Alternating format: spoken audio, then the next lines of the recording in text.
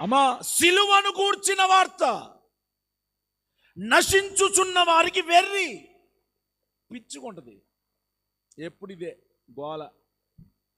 కానీ రక్షించబడుతున్న వారు ఆస్వాదిస్తూ ఉంటారు.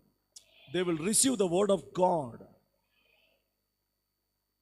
వాళ్ళు దేవుని వాక్యాన్ని స్వీకరిస్తూ ఉంటారు, వాక్యం ద్వారా బలపరచబడుతుంటారు, వాక్యం చెప్పే వారికి సహవాసం కలిగి బతుకుతూ ఉంటారు. మా ఆత్మలకు కాపరివయ్యా నువ్వు అన్నారు బైబిల్లో.